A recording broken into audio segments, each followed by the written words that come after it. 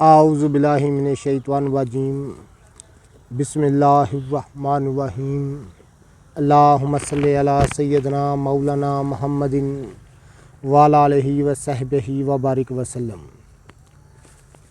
تمام تعریفیں رب العزت کی ہیں جو تمام جہانوں کو پالنے والا ہے، جو اس جیسی لاتعداد مخلوقات کو پیدا فرمانے والا۔ ناظرین کرام، میں ہوں حکیم عامر شہزاد ڈسکا سے۔ جتنے بھی میرے دوست احباب میرے یوٹیوب چینل حکیم عامر شہزاد ڈسکا پر نئے ہیں، وہ چینل کو سبسکرائب ضرور کیا کریں۔ ناظرین کرام، یہ آپ دیکھ رہے ہیں میرے قربانی کے جانور ہیں، اللہ کی راہ میں قربان کرنے کے لیے ہم نے خریدے ہیں۔ آج میرا دل کر رہا ہے کہ گوشت کے خواص پر میں آپ کے ساتھ بات کروں، آپ کی خدمت میں عرض کروں۔ سب سے پہلے جو گوشت ہے کس چیز کا ہونا چاہیے، کون سے جانور کا بہتر ہے، سب سے پہلے میں جو قول ہے وہ سب سے جو پہلا قول ہے وہ بکرات کا ہے۔ حکیم بکرات فرماتے ہیں کہ چوپایوں میں سے سب سے بہتر جو گوشت ہے وہ بھیڑ کا ہے یا بکرے کا ہے، لیکن اس میں وہ ہونا چاہیے جو بالکل نوخیز ہو، بالکل جوان ہو، بوڑھا جانور نہ ہو۔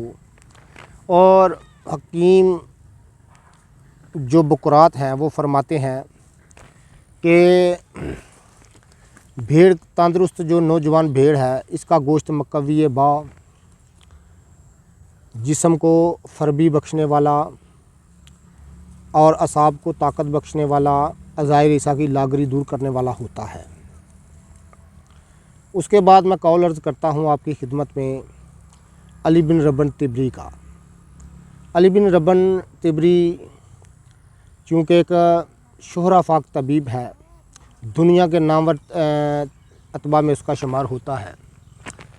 علی بن ربن طبری فرماتے ہیں، اس نے تصنیف جو لکھی ہے فردوس الحکمت، اس میں وہ گوشت کا باب تحریر کرتے ہوئے فرماتے ہیں کہ سب سے بہتر جو گوشت ہے وہ پرندوں کا ہے، یعنی جو اڑنے والے پرندے ہیں سب سے بہتر ان کا گوشت ہے، چونکہ ان میں چکنائی بہت کم ہوتی ہے۔ تو اس کے بعد وہ کہتے ہیں دوسرے نمبر چوپایوں کا ہے۔ چوپایوں میں سب سے بہتر جو گوشت ہے وہ نوجوان بھیڑ کا ہے۔ علی بن ربن طبری کہتا ہے کہ بھیڑ کا گوشت جو ہے خاص طور پر تندرست ہو، نوجوان ہو، بالکل جوان ہو، تو اس کا گوشت جو ہے وہ اعضائے ریسہ کی لاغری دور کرتا ہے، جسم کو فربی بخشتا ہے اور طاقت مردانہ کو ابھارتا ہے اور جسم کی سستی دور کرتا ہے اور جسم کو چست و چومج بناتا ہے۔ اس کے بعد میں قول، یہ آپ دیکھ رہے ہیں میرے پیچھے میرے قربانی کے جانور ہیں۔ اس کے بعد میں قول عرض کروں گا ابو بکر محمد بن زکریا رازی کا۔ وہ گوشتوں کا بیان کرتے ہوئے علی بن رازی کہتا ہے کہ سب سے جو بہتر گوشت ہے وہ نوجوان بھیڑ کا ہے۔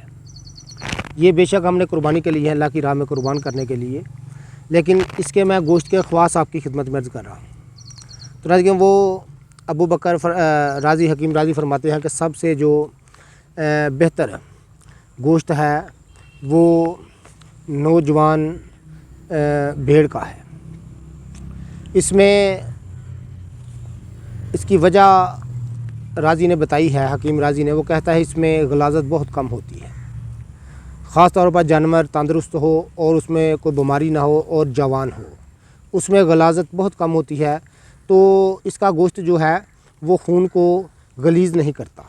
اگر خون غلیظ ہو جائے تو بہت سارے امراض کو ابھارتا ہے۔ غلاظت والا خون جو ہوتا ہے وہ بہت سارے امراض کو ابھارتا ہے، جیسے امراض قلب، امراض جگر اور امراض جلد جیسے کئی امراض جو ہیں وہ ابھارتا ہے۔ لیکن جو علی بن ربن तिबरी का कौल है कि वो कहता है कि बहुत सारे जिस्म को ताकत बख्शता है।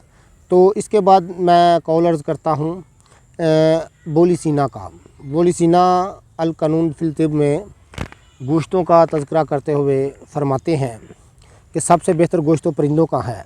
अगर चौपायों में गोश्त देखा जाए तो सबसे बेहतर नौजवान भेड़ का है, और भेड़ उसको बीमारी कोई ना हो तो उसका गोश्त खाने से जिस्म में फरबी अमराज़ क़ल्ब दूर होते हैं और मर्दाना ताकत औद कर आती है और अज़ाओं में की लागरी दूर होती है और मादा मनवियाँ बकसरत पैदा होता है। तो नाज़रीन किराम, ये भेड़ के गोश्त के मुख्तसर से ख़वास मैंने आपकी खिदमत में अर्ज़ किए हैं अतबाए कदीम की तहरीरों से। जितने भी मेरे दोस्त अहबाब मेरी वीडियो को पज़ीराई देते हैं उनका बहुत बहुत शुक्रिया। अल्लाह हाफ़िज़।